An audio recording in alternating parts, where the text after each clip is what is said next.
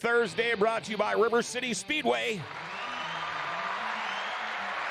And we have got a studio full today. We got a big two-day show coming up this weekend here, Friday and Saturday at River City Speedway. Of course, the World of Outlaw late models will be here, and we've got Rick Eshelman, World of Outlaw late model announcer. We've got Kenneda, head World of Outlaw tech. Tyler Bachman, safety director with the World of Outlaws, is here. Also, we're going to be talking to Steve Sinclair. We'll give him a call just a little bit later on in the show. He's with the Bumper to Bumper IRA Sprint Car Series, which also will be in town as part of this two-day show. Man, we got a chock-full show today, and it's brought to you by Northwest Tire in Grand Forks. Got the big buy three, get one free with your Northwest Tire credit card, or, you know, that's tires, or buy 7 truck tires and get one free with that Northwest Tire credit card. Whole month of July, they're open 7:30 to 5:30 Monday through Friday and 8 a.m. to 12 noon on Saturday. Chad Hoff, the other half of the Bullring boys, who happens to run Northwest Tire, they got stuff going on. He's a busy guy. Couldn't make it in the studio today, but we'll do just fine without him. Have any questions or comments for any of these guys in the studio today? Our number is 701-213-0863. Again, 701-213-0863. Well, before we get too much further into the show, let's do our daily segment called Jokes My Neighbor Tells Me. All right, here we go. Jokes My Neighbor Tells Me. I need to rehome a dog. A dog. It's a small terrier. Tends to bark a lot. Now, if you're interested, let me know, and I'll jump over my neighbor's fence and get it for you. Hear the dead silence? Wow. Before we get going into the show here, let's go over some race schedules here. First for tonight, Norman County Raceway and Ada Hall of Fame night, meet and greet. Got the late models, the IMCA sprint cars, the weekly classes, no IMCA hobby stocks in Ada tonight. Tomorrow night, kicking off 2 days here at River City Speedway. We got the World of Outlaw late models, of course, the IRA versus NOSA sprints, lightning sprints, and it's night number 2 of the Wayne Anderson Cup. Saturday, it's the IRA versus NOSA sprints again, night number 3 of the Wayne Anderson Cup, along with the lightning sprints, the IMCA hobby stocks, and the IMCA stock cars. First time they'll be here this year. Saturday, going up the Greenbush Race Park, Pure Stock Special. They got the mods, the Midwest mods, the streets, the 4-cylinders. Saturday in Devil's Lake, the Midwest Mod Golden Hammer Classic. That's $2,000 to win that one. Western Renegade Non-Wing Sprints and the Professional Dirt Series will also be there. And then wrap it up a long weekend of racing, Buffalo River Speedway in Glendon. Short Trackers, IMCA Sport Mods, Inex Legends, Minn Kota Lightning Sprints, they are all going to be there. And also the World of Outlaw late models, I believe, are going to be in Fergus Falls on Saturday night too. All right, now we can start introducing people. First off, to my left, sir, if you would tell us who you are and what you do. I'm Kenny Kenneda. I'm with the World of Outlaw Case Construction Late Model Series. I'm the tech director for the late models. Okay, and where are you from? I'm from Cincinnati, Ohio. Cincinnati, Ohio. Yeah. It didn't sound like you were from North Dakota. No, not from North Dakota. I didn't think I'd ever get here from Cincinnati. But Yeah. And I'm going to go to my right now. I'm going to skip you first, Rick. And please tell us your name and what you do. I'm Tyler Bachman. The safety director for the World of Outlaws. I do a lot of the operational stuff too, behind the scenes. Okay. And where you hail from? I'm originally from Cabot, Pennsylvania. Oh, okay. North of Pittsburgh, but I now live in Morgantown, West Virginia. Oh, West Virginia. I got some friends out there. And then, of course, directly across from me, Rick Eshelman. How are you, man? Good, John. How's it going? Good. You've been on the show before. Yeah. I love it when you're on the show. And also, I found out you're going to be inducted into the which Hall of Fame? National Dirt Late Model Hall of Fame in about a month from Saturday. Wow. And where is that at? It's on the grounds of Florence Speedway in Union, Kentucky. They have a little building complex outside of the racetrack, and that's where it was constructed. So how do you feel about that? That's pretty cool. It's a kind way of saying you're getting old. It's time for you to quit. Well, now, if you guys don't know the story of Rick Eshelman, where did you get your start calling races? I started on pavement at Flat Rock Speedway in Michigan back in 1979. Then I went to serve my country and here, Grand Forks Air Force Base, 4 years, and was the track announcer at Grand Forks from 82 to 85 with the help of the late Jim Corcoran, who I owe a lot to. But that was the first dirt race I ever called. But two things you don't know about these guys. Kennedy is a race car driver. He drove a late model. His dad drove a late model. Okay. Very prominent name in Ohio. And Tyler Bachman, he is a firefighter. Oh. Yes. Well, thank you, sir. Thank Yeah, you guys no for problem. what you do. You talk about it's a good way of saying you're getting old. Katie, can we pop up a picture here? Oh boy, here we go. Courtesy of Tom Corcoran. Let's see here if we get this first one up. Better not be the one out of the program. I don't know where Tommy gets his pictures, but Yep, there it is. White pants. You look good, Rick. 150 pounds, white pants. Yeah. now the hair more matches the pants back then. Yeah, pretty much. I call it the platinum highlights. That's what I tell people. I do call with it my falling out. hair. We got one more picture of you. Now, this is a kind of an interesting one.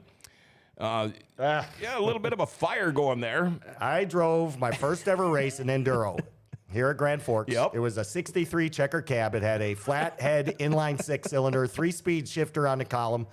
90 laps in, my sergeant from the Air Force, Stansberry, he passed away about 2 or 3 years ago.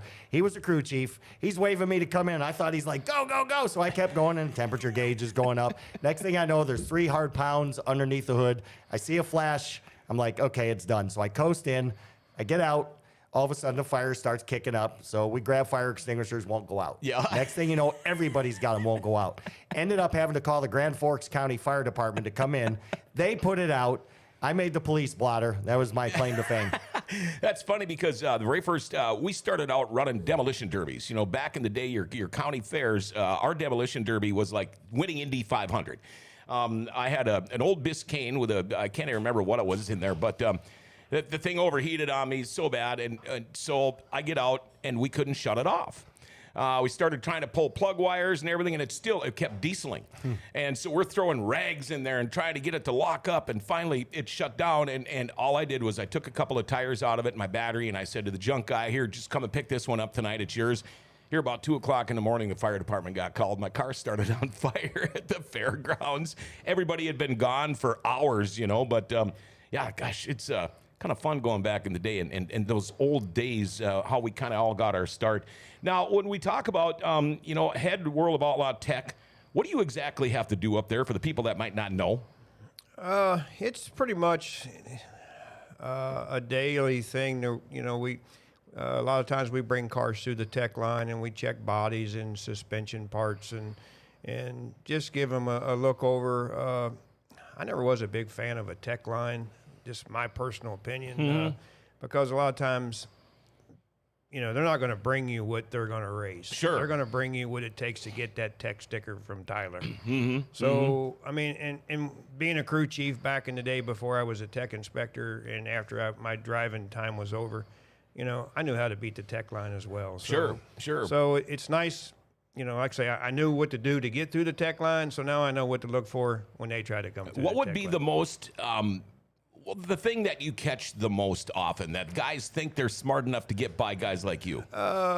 Deck links, quarter panel links, spoiler heights. That's kind of a lot of the stuff that we're looking for now. The suspension stuff underneath, like I said, they're not going to bring any of that stuff through the tech line.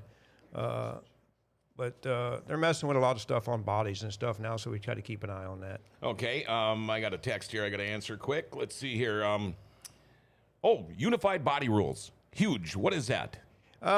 We had a meeting this winter at the PRI show with the World of Outlaws, Lucas Oil Late Model Dirt Series, and a lot of the series is down in the South, and we all went in a room and sat down and came up with a set of rules that every series uses. Yeah. As far as tech, how they tech, and what we're all looking for. And after an event, if I see something, I call the tech director at the Lucas Oil Series, and me and him talk. And, me and him grew up together, so we do talk a lot. And let him know what I seen. And if he sees something, he calls me and lets me know what he's seen. And then, it trickles down to the, to Ray Cook and Chris Tilley and them guys in the South that have series. So kind of all working together is their main goal. Were you guys that far off from each other? Was it that easy to get everybody kind of on the same page? Because it makes sense. If you want to go jump in and run with you guys, you got to be able to do it legally. But were you guys very far off, or was it hard to get all this into one, rule package? No, we wasn't very far off. It just, I look at stuff different, and Lucas Oil looks at stuff different, and Ray Cook might look at something a little different. So kind of all trying to get on the same page of how we're going to look at it, how we're going to measure it, how we're going to police it, and the penalty for when we do catch something, make sure it's all the same. And that way, if I'm racing, River Cities tonight, I can load up and go to Lucas race somewhere, or go down south and run the southern races, and not have to change anything on my race car, and I know what to expect when I get there. Right. Now, before, say, somebody that normally would run Lucas Oil Series, and all of a sudden they come up and they want to run with you, would you have to at that time say, oh boy, we might have to look at stuff here because it's probably going to be a little different than what we do? No, it was pretty close. And just Steve would look at something. Steve was a racer too, and as I was a racer myself, and I actually worked for Steve a little bit when back in the day. So me and him have somewhat of a communication there where we could talk You're to on each the other. same page on already. the same page. So no, his stuff was going from Lucas Oil to the World of Outlaws was not a big difference there. Some of the stuff down south was a little not bad. It's just, I guess our goal was to make sure everybody was looking at the same thing. Sure. Whatever got you out of the car and doing what you're doing now?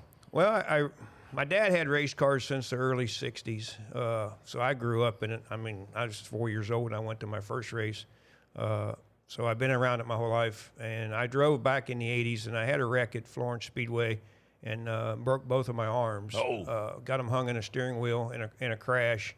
And, they took bone out of my leg and made me a wrist and all that stuff. So my problem is now is I don't have any strength in my hands to still race. I think I could still race. I drove a modified here about, 4 or 5 years ago, and I made about 12 laps in it, and the people wanted to build me one. So, but I don't really have any, I'm about a 20-lap racer. After about 20 laps, then my hands get numb and stuff, and and then I got the deck knocked out of it and the spoiler knocked off of it. So nice. It's kind of like me. I was in the process of building a new race car when I met my wife, and she was going through grad school. And it got to the point where before I got the car built, I sold it. And she had told me, when I get my first job, I get my PhD, I'll buy you another race car. So you fast forward 5 years or whatever. And one day she came up to me and said, it's time. And I said, time for what? And I had already started at River City Speedway. She goes, what kind of race car you want? And I looked, it probably took me about 10 seconds to say, I'm good.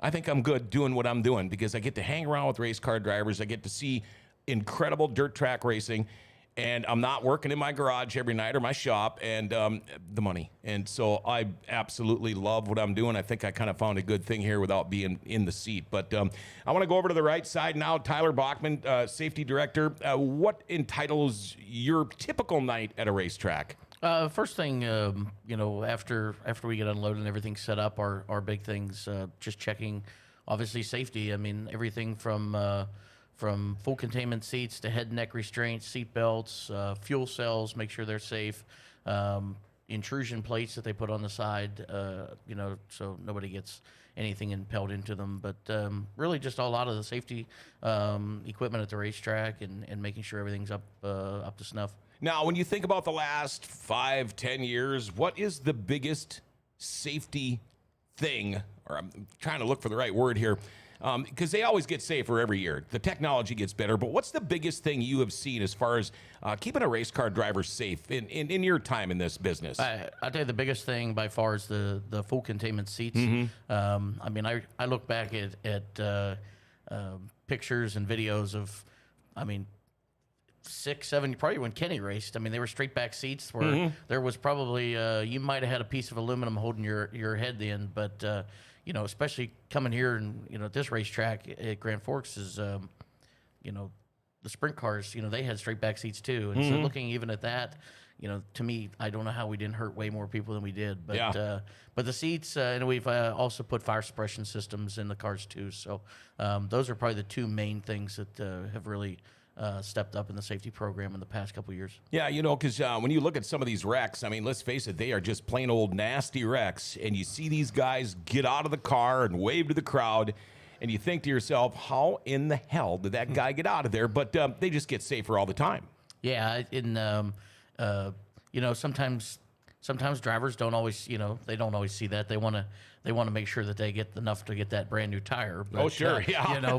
But I always tell the wife, if the wife is in charge of the safety equipment, then It's probably pretty good. Yeah, it's usually pretty good. But we're going to go across from me now, Rick. Man, you've been doing this for a long time. You did get to town, I believe, yesterday. But tell me what you're an old racetrack kind of connoisseur, if you would. You have visited how many racetracks and a lot of these aren't racing. Right, They're not tracks anymore, but you told me the number of tracks that you have seen, and you said, take a guess. And I'm like, I don't know, 600, whatever. But how many?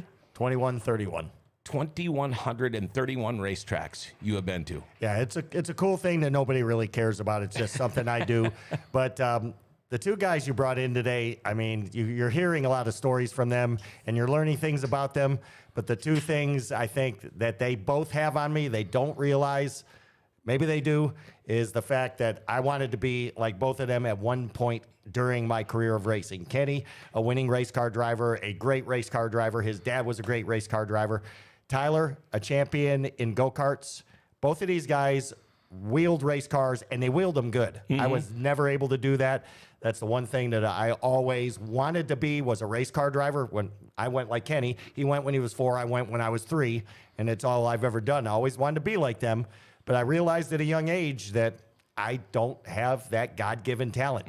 You get it when you're born. You either are a race car driver or you're not. Brad Sang, another perfect example.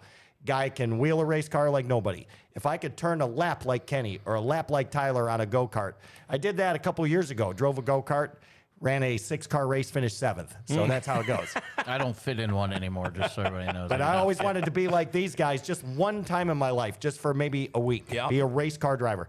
I'll never know that. And the same with me. I did my enduros and I raced did enduros motorcycles and snowmobiles and Yeah. all that stuff, but it's not the same. But on giving you some credit here now, how many times have people come up to you? Because I've been doing sports play-by-play for 40 years. Right. People do come up to me and they say, I don't know how you do it. There's a talent in that too. Being able to call the races, being able to, if people aren't there but they're listening, being able to paint that picture for them. It takes a talent to do that too. I got 3 things going for me. Number 1, my mom was from England, so she was born with the gift of gab, which means I can run my mouth and ask them. They tell me to shut up all the time. Number 2, my dad was a clown. His whole family was nothing but jokesters, so where I got that from. And number 3, I've got enough BS to last for 3 more lifetimes. So it kind of all comes together. When you talk about being too old, and Brad Sang is in the background here, but I don't know. Why is he calling you old, Brad? No. When you're talking about now it's too late to get into a car, Kim Young? Yep. You ever heard anything about him lately? I hear he's getting wingless. That's what I heard. He's building one right now, and I don't know how old he is. That's awesome. We watched T. Young on Devil's Lake on Saturday night. I think he took 3rd. He's been around a while. Oh, he's been around a long time. He's a hoot. I called races when he was racing. Oh, yeah. And he still jumps in the car once in a while. His son is racing now. But now, how many races and tracks are you guys running? Just to give somebody an idea of all the places you guys go and what your travel schedule is like. Tyler, we scheduled, 58 races? But I don't remember how many tracks. Was it like... I can't remember the amount of tracks. I always tell people at the end of the deal with going to Volusia and being there with the modifieds and doing some summer national stuff. I know Kenny did some summer national races this year. Rick did almost all of them so far. Yeah. That we weren't on the road. So at the end of the year, we're close to working around 80 to 100 events, just depending on rainouts and cancellations or something. But you're looking about anywhere from 80 to 100 shows a year we work. Okay. Now, do you get a chance to go home very often? Usually I got my home with me. Yeah. Yeah, I do. Like I said, I go back, and you might only be there a couple of days maybe, and sometimes you might be there a week. But with the price of fuel now, and I drive the command center and stuff, so with the price of fuel, like this weekend we'll race 3 races and end up in Menominee, and then I'll stay out and go to Boone, which is 8 days after. But $6 a gallon fuel, and I drive 15 hours back to Ohio, and then turn around and drive 15 hours back to Boone. It's another $1,500 worth of fuel. So it's just cheaper, easier to stay out. And So you guys aren't always just with the World of Outlaw late models. I mean, you're not just a late model guy. No, I mean, so I do. I actually do some of the non-wing, the extreme sprint cars that we just started in midgets. I do those. I go to quite a few dirt car, mod shows, and so just really wherever they need us. They could call me tomorrow and say they needed somebody to go to a sprint car race, and I would go. I mean, I haven't had that call in a while, but you just never know where we get called. I mean, the same with Kenny and really same with Rick. I mean, we all could be called at any time to go somewhere. I got a text from Heather, and by the way, thanks everybody for watching and tuning in. We got a lot of Canadians watching us again today, and I know there's a whole mass of Canadians that are going to be down here tomorrow. They've been texting me all week. I can't wait. Heather says if you practice something long enough, you'll get good at it. It's like when we all first learned how to skate. You guys might not know this, but there was a point in a time when none of us could stand on the ice, let alone glide across the ice. So, yeah, you guys probably aren't into ice skating too much. I actually had a set of 2-blade skates. You so remember did I. those? Yes, I did. I was great on those. They went to 1 blade, and I couldn't stand up. And I said, screw it. So I played hockey in boots. Yeah. Did you, speaking of hockey, I bet you didn't know this about this guy. He still is the record for most points in a game in a state hockey tournament. And that was. I take it you were a forward. Yeah, he was a hell of a hockey player back in Really? the day. Yeah. He's in fact, you go to a state hockey tournament here, and he's still in the program every single time. Record setter right there. I used to go to what was then the Fighting Sioux, which we've lost the name, and watch them play hockey over at Ingolstadt. And the cool thing was, when I got out of the service in '85, Brad, you'll probably remember this. North Dakota Fighting Sioux made it to the NCAA championship. It was played in January at Joe Louis Arena in Detroit, where I lived. They were playing the Michigan State Spartans for the championship. I wore my North Dakota Fighting Sioux jersey with my old buddy, and we rooted for Grand Forks. And when it was done, we had beer poured on our heads because they won 5-1. Hockey fans, they get a little rabid around here. So who's the guy we need to be looking for this year with the World of Outlaw late models? Who's I'm going to throw that one to Tyler and Kenny just for a different angle. okay? I mean, my end right now, just been really dominant. Dennis Erb. I mean, he's just got everything going together and working out. I mean, it seems there's always that one guy that really stands out through the year, and Dennis is definitely doing it. And we have and also, I mean, Kenny, you talk about it, the rookie battle. Yeah, you got Max Blair and Tanner English and Gordy Gundecker. I mean, a good group of rookie drivers, and and Max has stepped up, and it's a lot. All that stuff's pretty new to Max, being out here on the road and stuff, and they've handled it quite well. And saying, Tanner English, he's been out and he's run up and down the road a little bit, and and then Gordy Gundecker. So yeah, it's been the rookie class has been very good, and like Tyler said, with Dennis Erb, the guy's just consistent. He's he might be a little behind qualifying, but you can pretty much put your money on him when it comes feature time. He's, no matter if he starts second or 22nd, he's going to be there. Which I actually think he won here. Was it last year he won? Yep, and Tanner's won 2 Summer Nationals races. But the cool thing about those 3 Kenny just mentioned, Dennis Erb Jr. point leader, his dad Dennis Erb, race car driver, late models. Then Tanner English, his dad Terry English, dirt car national champion. Max Blair, Robbie Blair, Max Series champion, multiple hundreds of wins for Robbie. So they all come from good stock. I mean, the top 3 in our points are all second-generation drivers that, their dads are all really good. So what do you guys think? I'm just going to throw Kyle Larson's name out there right now because, I see they're going to get some new sprint car series going or something. But this guy can jump into pretty much any car and go beat these guys up. Everybody's kind of giving me that, like, they smell something stinky He look can here. do it as long as he's not late to staging. Oh, okay. Yeah, right. But what do you think of these guys that they just show up and they can drive in anything? I mean, you could put him on a freaking tricycle and he'll probably go beat the top trike riders in the world. But guys like that can just jump into a car, any series, dirt, asphalt, whatever. Talented, lucky, little of each. I think they're pretty talented, and people ask me like now about the NASCAR with the new car that they got out now. I think that's where the dirt guys that's come from the dirt ranks, like Kyle Larson, Tyler Reddick. I remember watching Tyler Reddick turn his first laps when he was, I don't know, I think they said he was 12, but I think he was 6. He was 12. He was 12 for 5 years. He was 12 he years wasn't old. even 12 inches tall at the time. But anyway, I think that's where these new cars that they got in NASCAR, they run loose. And them guys always complain that they're loose. And I think that's where the dirt guy comes in that's used to racing that way. Yep. That's why I think, Tyler Reddick's and, even Kyle Larson and Nabrisco, he's coming now. And I just think them guys are a lot better and, the cars fit them a lot better. But for them jumping in dirt cars, I think Tony Stewart's another one, that guy can get in anything and wheel anything. Yeah, isn't that something? And I think there's another person we sometimes forget about too is Nick Hoffman. Yes. I mean, Nick Hoffman's is an incredible UMP dirt car modified driver. I think he won. How many wins does he have so I far? think he's got 9 or 10 so far in Summer Nationals. He won last night at Montpelier. So like, and you put him into a dirt late model, and he's always competitive in that too. And I think that we could put him in that same bracket.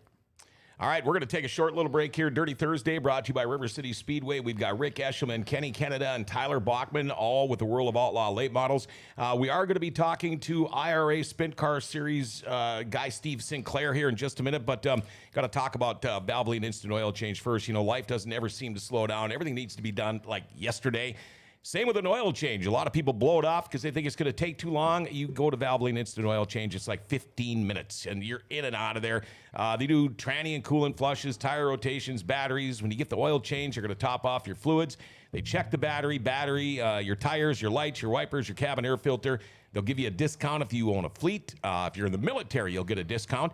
And you can text and email invoices and coupons. And if you mention Grand Forks Best Source, they'll knock $10 off your oil change, all right? They're open Monday through Saturday. No appointments needed. Pickup and delivery available in Grand Forks. Valvoline Instant Oil Change for a complete oil change and more. They're at 3325 South 38th Street. Or call them 701-780-8462. But make sure you tell them Grand Forks Best Source sent you. All right, let's see if he's on the phone. Bumper to Bumper IRA Sprint Car Series guy Steve Sinclair. Are you there, man? Yes, I am. Hey, we're live from McHenry, Illinois, driving, just pulling out and heading towards Grand Forks right now. Oh, you're on your way now, and you're in Illinois? Yeah, I live northwest suburbs of Chicago and literally just left the house 2 minutes ago. All right. For the people up here, we're all big NOSA people, Northern Outlaw Sprint Car Association. Tell us a little bit about the Bumper to Bumper IRA Sprint Car Series. Well, we've been around, over 50 years now, and it's very similar to NOSA. It's primarily Northern Illinois, Southern Wisconsin based. We run about 30 races a year. We have been for a lot of years. I think it's very comparable to what NOSA is. Okay. Now, how many different tracks do you guys hit during the year? Well, we don't. What is different about us is you guys have River Cities as a home track. We do not have a home track. Okay. We don't race anywhere. I don't think we race any track more than 4 times. So, so if we based everything around Milwaukee, let's say, so Wilmot is south of Milwaukee, we run there 4 times. Beaver Dam is a little northwest, we run there 3. Then Plymouth, Wisconsin is a little northeast of Milwaukee. We probably run there 3, and the rest of them are all spread out. We go to 141 Speedway, Cedar Lake, several county fairs we headline. We venture into Illinois a little bit, Fairbury, Illinois, Joliet, Illinois. So, I don't know. It's probably a 5-hour radius other than you guys. Yeah. Other than you. Kind of same, similar up here too. Now, when we're looking at, we see the River City Speedway, the way they're promoting this, and I think it's brilliant. They have got your points leader, Jordan Goldsberry, versus the NOSA leader, Mark Dobmeyer. I think this is going to be a pretty cool weekend. Oh yeah. Obviously you guys have the home track advantage, but I think, equipment-wise and stuff, I think we're pretty comparable. I think we, half the guys we're bringing up there, I think are contenders for a win. The other half, are just honestly hoping to make the feature. And I think, you guys are probably somewhat similar. Right, right. Now, what are some of the names to be watching for some of the people up here, the NOSA fans, that might not be too familiar with the IRA? Well, you mentioned Jordan Goldsberry. So Jordan Goldsberry, two-time and defending champion Jake Blackhurst, Jake Newman, who's second in points right now and is a really stout operation, and Kyle Sewitt. They all come from Central Illinois. So those guys probably have 12 and a half plus hour drives coming up there. Goldsberry's out of Springfield, so that's 5 hours south of me, 4 hours anyway. Yeah. And then Scotty Neitzel's a two-time IRA champ. He's probably the only guy coming that ran Grand Forks last time we were there in 2003. Oh, wow. He's probably the only one. So everybody else is different. Have you been up here before then, River City Speedway? IRA ran there in 2003. Wayne Anderson brought us up there, and it was supposed to be a 2-day deal, and of course, one day rained out. Yeah.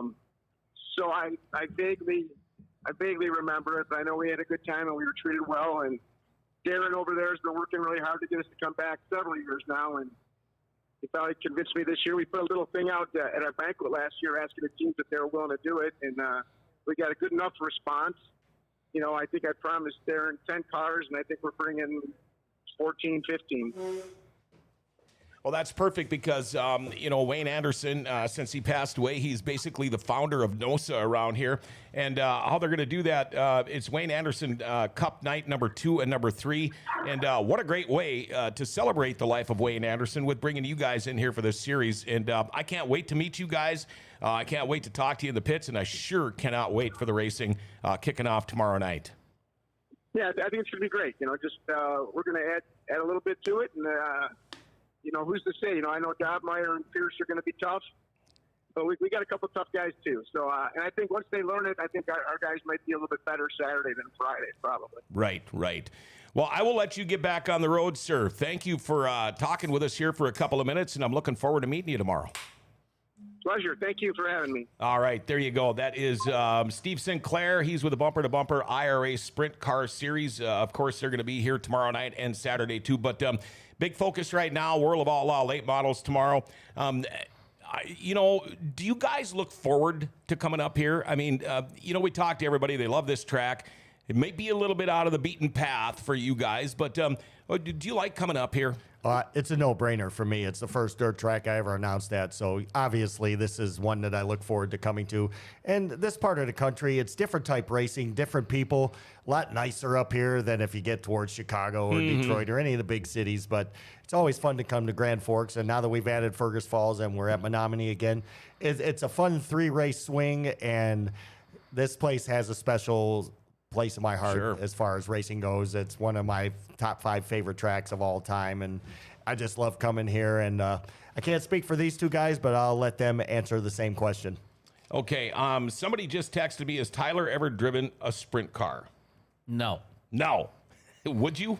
No. I ran a micro sprint back in the day for a couple times, but it was okay. But no, I'm not saying I wouldn't. I don't think I'd fit in one right now. But, but no, I like them. They're pretty awesome, but I'll leave that to the professionals. I tell you what, I did about 25 laps at Knoxville in one of Mark Dobmeyer's simulators, and he's got a big boy seat and a small boy seat that you can put in there. Well, I'm like, I'll put the small boy seat in there. A simulator? I was so black. Just let me finish. I've had chances to heat race cars or heat run cars before, or hot lap cars, but I'm a firm believer in Murphy's Law. Something's going to go wrong, it's going to happen to me. But I did 25 laps in a simulator. You should have seen how black and blue I was from just bouncing off the cushion. I flew an airplane, 747, in a simulator. Well, I have flown an airplane, actually, not in a simulator. What's he doing here anyway? You talk about simulators. They have the iRacing stuff now, and I have sat in that thing and done it. I'm terrible. Yeah. I'm so terrible. We got a couple of texts here. Let's see. Joshua says, "Hey Tyler, Rick, and Kenny, if you want to catch some local racing before tomorrow night, we have late models and IMCA sprints in Ada tonight, 45 minutes from Grand Forks." Nick Hoffman is very underrated as an all-around driver. And Amanda Joe, I'm so pumped for this weekend of racing at River City Speedway. Going to be busy. It is going to be a very busy weekend, but it's going to be a fun weekend. How many times have you been up here to River City Speedway? I think it's probably my third or fourth trip up here. Mm-hmm. I like coming up here. Just see the different types of race cars and the different types of racing. And you know, with the job that we have out on the road, you meet a lot of people. And, you know, I've met a lot of nice people up here. My problem is I've been up here 3 or 4 I ain't met anybody that knows Rick. That knows Rick. Yeah, Rick, They're all nobody. dead, Kenny. Remember, I'm old. I mean, he's from here, but I've never met anybody that knew him. We're not sure that, or he keeps everybody from us. We're not sure. That might be. Talk to Tommy Corcoran. He'll tell you. Where do you think I got the pictures? Tommy Corcoran's my guy. And, of course, the Corcoran family been involved with racing around here forever and ever. You guys, I am so pumped up for this show. We wait all year for this show. Rick, I love working with you up in the booth. I've never had anybody with the World of Outlaws. It doesn't matter if the sprints or late models say, hey, you want to call this feature race with me? And I'm like, okay, you know, and it's just so much fun. It's so much fun. Like you say, when you come here to look at the different cars, meet the different people. And that's one of the things I really look forward to. I go down to the pits and I try to meet as many people as I can if they've got the time. But I sure appreciate you guys coming in here. I know you're busy. I know you got stuff going on, but I can't appreciate. I can't give you guys enough thanks for coming in here, and I sure appreciate it. What else you want to talk about? What do you want to talk about, guys? I didn't say we were quitting yet, but we don't tell stories. Kenny said today that he'll start telling stories when he's retired. Yeah. That sounds like a very good idea, Kenny. He hit the nail on the head. But I've got to say that I've been doing this, traveling with the World of Outlaws since '04. We've had a lot of different officials, you know, different directors, different drivers, obviously, year by year. But as far as when you get to 2022, I've been with these guys for quite a while now. And the respect I have for Kenny as a driver surpasses the respect I have for him as a tech man. I mean, this guy has been through a lot in his life over the last couple of years, and he still is with this group, with this company, still does a good job, and he knows the ins and outs of race cars. Being a race car driver, he knew what was under him. He knows what's under these guys. And like he said, tech lines, I think personally, a tech line is a dog and pony show. It's for fans to watch. Yeah. This tech man, hoping this tech man is going to DQ somebody for something. Right. But, you know, Kenny just looks at it to make it a fair, level playing field for everybody. As far as Tyler goes, they're all thinking, oh, let's get this guy because he doesn't have a fire bottle. He doesn't have a door panel. Tyler goes in to make sure that when that driver gets into a wreck, God forbid he doesn't, that he's safe when it's over. I mean, if Tyler says the belts are more than 2 years old, you need to replace them, but I'll let you go. That guy flips, the belts break, he gets hurt. That's on Tyler. Tyler takes his job seriously. Kenny takes his job seriously. Everybody we got here knows what to do. They don't have to be told. They don't have to tell Tyler, go check the belts and helmets. Make sure that he's got a fire bottle. Make sure that the fuel cell is correct. They don't have to tell him that. They don't have to tell Kenny, go check this car, make sure his deck height is right. Make sure his droop is okay. Make sure he's got the right tires on. They don't have to tell our scorer, Jeff, make sure everybody's got a transponder and it works. Everybody knows their job. We kid each other. We get on each other's case, and that's all part of traveling up and down the road. But to work with guys like this, they're the best at what they do, and that's why they work for the World of Outlaws, because they know this sport inside and out. They've been around it their whole life, and that's why we have a lot of fun when we go up and down the road. We kid each other. We joke with each other. You know, they go out and have dinner. They go out and have drinks, maybe go to a casino and, you know, keep the lights on for another week. Sure. But when we go up and down the road, we know that when we get there, we all know what we're doing, and we just play off each other. Like Tyler might say, you know, I need you to do something. Kenny might say, hey, this car is this or that. We hear it on the radio, what's going on. These guys are the best at what they do, and that's why they work for the World of Outlaws. So it's fun to be with these guys up and down the road, even though we may not stay together, drive together. We're at the racetrack together. That's when we become one. Sure. We're not 12 guys with 12 titles. We're one. And there's just other people that are not here. We have Jeff Olson. He does our timing and scoring, which Rick talked about. We have Matty Watkins. He does all of our lining up cars, and he'll help us mark some tires and pretty much whatever we need. And then the other Eric Grigsby is our race director. He's actually not here this weekend. He's doing some summer national stuff. But then we have our series director, Casey Schumann, which a lot of people may not realize his dad was Ron Schumann, who ran sprint cars, and I'm sure he raced up here at some point. So we have a pretty good team. Now, the weather is supposed to be nice and warm tomorrow night. Easy now. A little. Don't talk about weather. No, right. But when you being Tyler being the safety director, you see these guys with the River City Speedway fire and rescue crew. You know, they're wearing those hot suits. You can tell they're sweating their asses off. But how important is it at these local racetracks, all the tracks that you guys go to, the fire and rescue crews at these tracks? How important is it to have them there? Oh, it's huge. I mean, it's absolutely huge. You have no idea, a lot of times how fast these cars are going, and especially the sprint cars at this racetrack. I mean, something can happen at any time, and you don't know. And a lot of what sprint car racing is, you don't even know if half these cars are on fire sometimes. Right. Just and what we've done with especially at the World of Outlaw on the sprint cars and late models, all the officials now we wear fire suits. Okay. So because you just never know going up to even some of these Wasota cars I think are still on methanol. You have no idea if some of them cars are even on fire. Right. Invisible. And even trying to get somebody out, you don't know. Sometimes having a fire suit, I'd rather rip my fire suit than cut my arm off on. Well, some sure, stuff. So, absolutely. But no, with the fire safety teams, especially here, these guys are great. We work well with them, and that's one of the things I do when I'm actually not on the road. We talk to the racetracks. We figure out who the safety team is. If the ambulance is going to be there, can the ambulance transport? There's just a lot of stuff that we do behind the scenes. I mean, I've talked to Brad actually all last week. Order of events. Making sure gate times, what time things open. Those are a lot of things we do behind the scenes that people don't have any idea.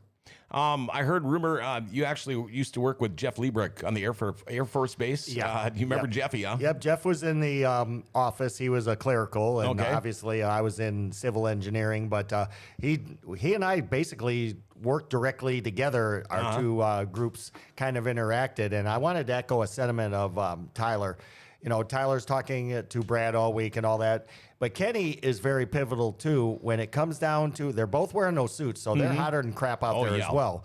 But when it comes to just the simplest thing as hooking up a car after a wreck, Kenny was a driver. Kenny knows the cars inside and out. He actually helps the wrecker drivers hook up because a lot of damage is done to a race car more from the wrecker than it was from the wreck. Yep. And Kenny's right there on the spot always to, assist in case they don't know how to hook the car up, or if maybe something is broke and there's a different way of hooking it up. He can tell them, look, do it this way. So these guys don't just do their jobs, they do over and above. And it's just one of those things that it comes naturally to those two. I wouldn't know how to hook up a car. Right. If Kenny wrecked and I went over there, I'd have no clue how to hook. The same as with Tyler.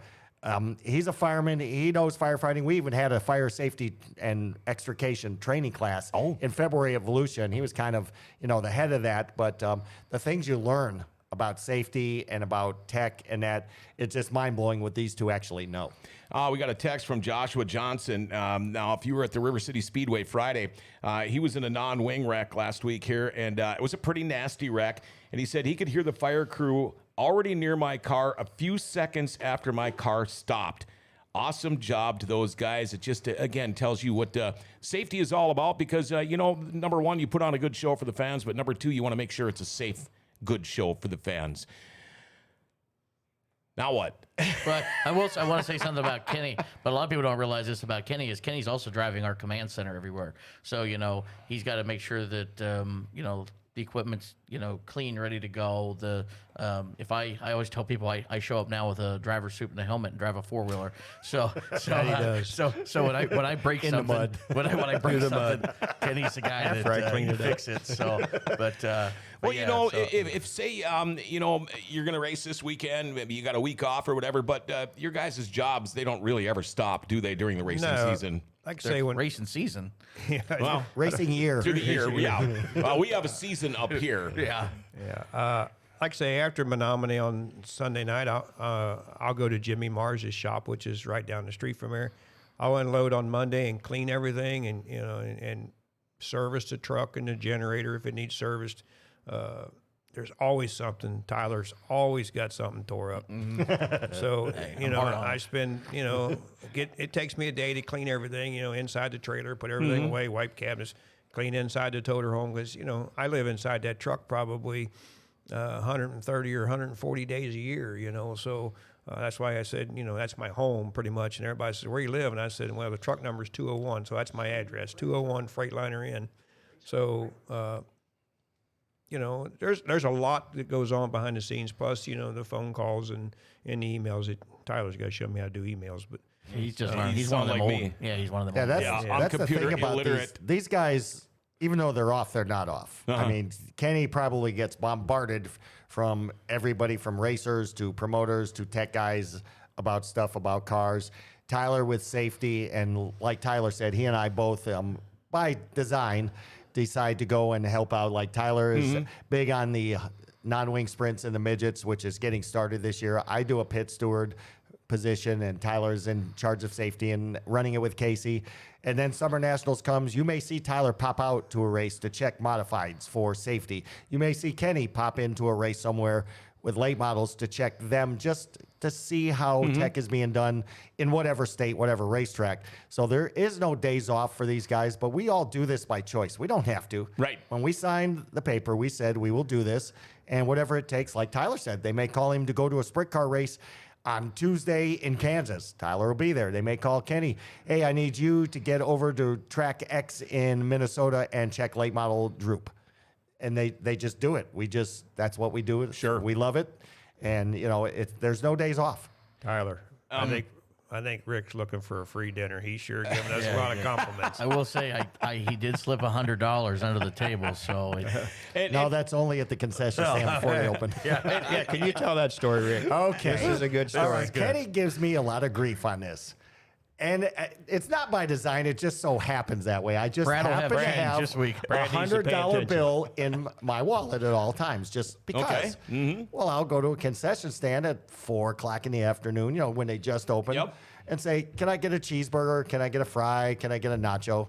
And they'll say, okay, it's $4, $6. And I say, all I got's 100. And they'll say, well, we don't have any change here. Just take it. Oh. So Brad, make sure you have change here. I want change. It works. So with the walking tacos or the nachos, make sure they've got change for 100. That's brilliant. I gotta use that one. It works. I wanted Look at him. It works. I wanted to ask you this, Kennedy, Kenny, when you say, I'll stop at this shop and work and service things, and how important is it to know people all over the country like you guys do? Because otherwise you might be stuck in a Walmart parking lot trying to service and clean and work on all that stuff. But how important is that to have all of these friends in the racing world that you can just stop in and they know you and they say, come on, man, use our stuff. Here you go. It helps a lot, because like I say, I'm in that truck and trailer by myself, so out on the road, to get it to every event, so, like coming up here, for instance, Jimmy Mars, they opened their shop up, him and Chris and all the guys at, MB Custom, they welcomed me there. They got me a hookup for my toter home, pressure washers. I do anything I do, and if I get on the other side of the world, if I go down south, I go to Barry Wright's. Barry Wright, he always welcomes me in there. And I like, and another thing too, when you get all done, it's nice just to go through their shop and see what they're doing. They always have questions. Hey, we're thinking about doing this. Is there anything that says we can't, And you see a lot of things, that they just like to show me, one-on-one, talk about different stuff. So I think that might be one of the reasons why I get invited to a lot of places, But, and then it's another thing too. Everybody says, how come we don't have any help? Well, my problem is trust. I don't really trust a whole lot of people. Okay. To do my job, is I see a lot of things on race cars, a lot of weird things on race cars, and I have to make that decision whether is that good or is that not good. And everybody says, hey, so-and-so's got this, I can't tell you what so-and-so has this, But if I have a helper and beer drinking, before I had my sickness that I had last year in August, and I used to go out and hang out in crowds and drink beer, but beer drinkers are my best helpers. Yeah. You know, a guy gets 3 or 4 or 5 beers. Oh, yeah. in. Then they start just, And then they sit up lips and they just start flapping. sing and sing and sing. You know, or they run a crew guy off. You know, I get text messages and pictures all the time. The guy says, "How'd you catch that?" Well, maybe you shouldn't run that guy off. Maybe you shouldn't run that girl off. You know, so. They're friends. I've met a lot of great people in racing. I mean, there is a lot of great people out there in racing. I'm just fortunate enough to, you know, to meet a lot of people and treat everybody fair. And you know, it goes a long ways in life more than just my job. So. Sure. And, you know, it seems like every Dirty Thursday, no matter if we've got a late model guy in a sprint car, a lightning sprint, or B-mods, street stocks, whatever, but they always talk about how racing, the community, the group, we'll use the World of Outlaws, for instance, kind of like a family. When you start getting into the racing and you're traveling with these guys, you really have no choice, but it does turn into a family, and I have made some of the best friends I've got in my life. I never would have known I never would have met them if it wasn't for racing, but it is kind of like that, isn't it? Oh, 100%. I mean, there's sometimes we're with this family more than we are our actual own family. So, I mean, you know, there's, even when you're home and with your family, my wife, sometimes she'll say, "You're talking to them still more than, you know." Yeah. Well, but there's just, you know, we got to, you know, we have a text group with the whole group, and we always just, you know, anything going on in life we all talk about. So, but yeah, we just spend, I mean, at the end of the day, we're pretty much on the road, I would say 7 months a year. Sure. Rick, you don't, I mean, you're probably a little bit more than me, about 8 By choice, but yeah. I mean, but it, you know, there's, we're always together, so we are definitely a family. I don't know if you saw the text up on the monitor up there, but you've been busted. Head of concessions says, "Rick, I will make sure we have change for $100 bill Ain't gonna tomorrow." work, Kenny. I got to go to the pits. Hopefully a lot of people see this. I hope trick's done. This guy will weigh 100 pounds come spring. Jeepers. Do you basically guys live on track food, or No. You're not one of those guys that's gonna. I've learned not to. Yeah. 2 years ago, I went on tour for like 2 or 3 months, lost 7 pounds. Great. Yeah. Last year, I went on tour, said to hell with it, gained 20. So this year, I'm back off of track food unless it's, you know, maybe at the walking taco. Yeah.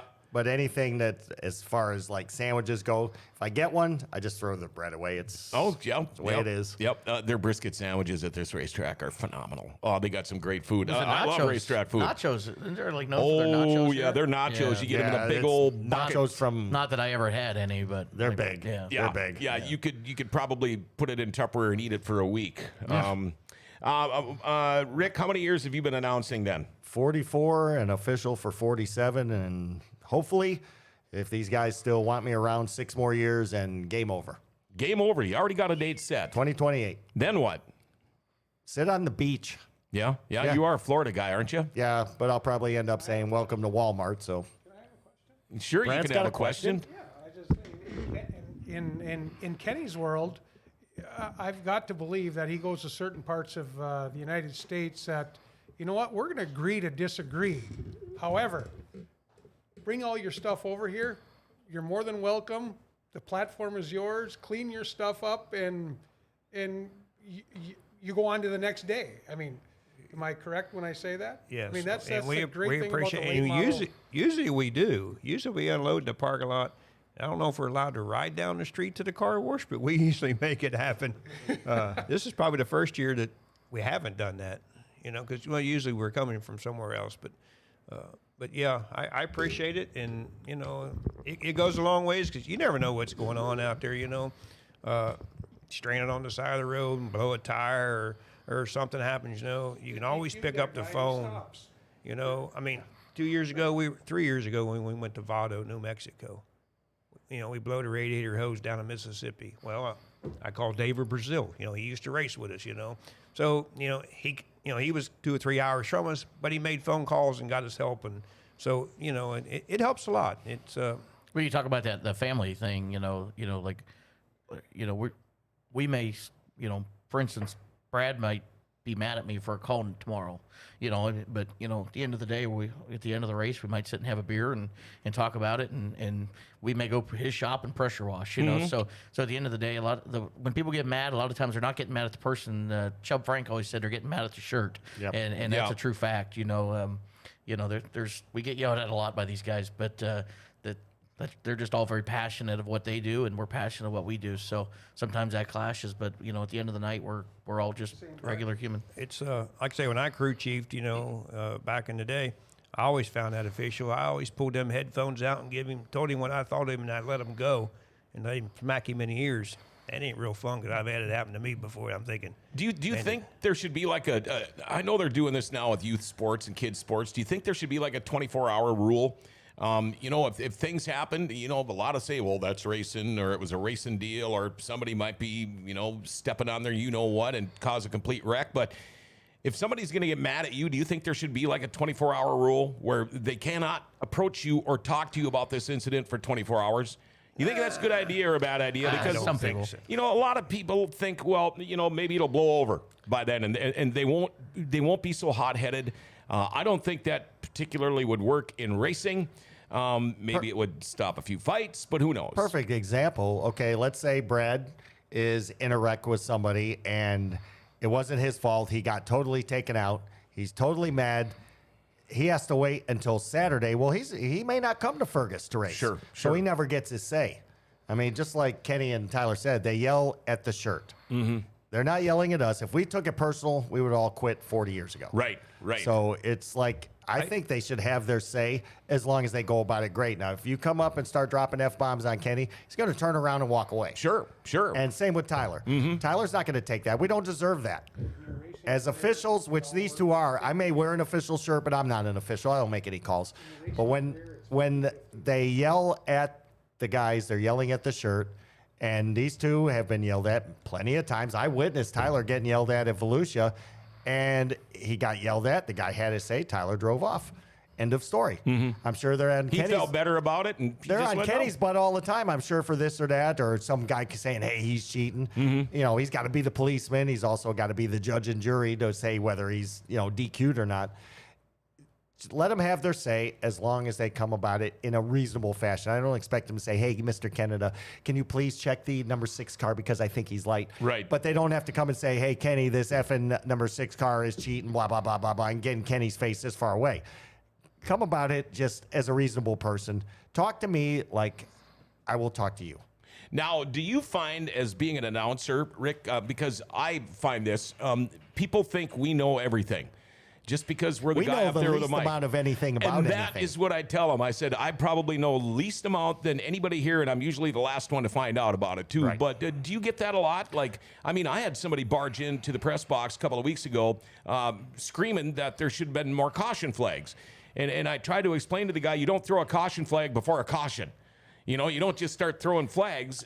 I try not to answer questions about racing, and I leave it to the officials because they are the officials. They make the calls. Our tech if someone director comes and says, I don't think that this guy started the race great in turn number 4 when Tyler clearly saw that the guy jumped by 6 car lengths, I'm not going to make a comment on that. That's not my call. Right.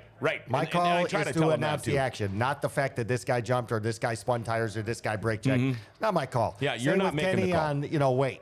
Guy who was supposed to weigh 2350 and he weighed 2349. I'm not making that call. Kenny does what he does because he's hired for that job. Same thing with Tyler. Sure. My job is to run my pie hole and try and be entertaining, give some information, and be done with it, and make sure the broadcast goes smoothly. And that's kind of where I'm at. We do all kinds of shows here on Dirty Thursday. It's not just all about the guys in the race seats. We do Racer Wives series. We do Pit Guys series. This is a whole different deal for us, having you guys in here today. And of course, Rick, you've been in here before. But a lot of people don't realize what is going on behind the scenes and what you guys all do and how much of the show you are a part of. Because, again, at the end of the night, it's about putting on a good show for the fans. It's about putting on a good, safe show for the fans. And you guys knock it out of the park every time. And, again. That's, I get asked a lot, man, I'd like to have your job. I said, well, I'll tell you what. Go with me one weekend. I'll pay it all. Yeah. And then after that weekend, or that week, and let me know if you still want my job. Yeah, exactly. And a there's lot of more people to it. don't There's- realize that. yes. Yeah. We're going to wrap it up now.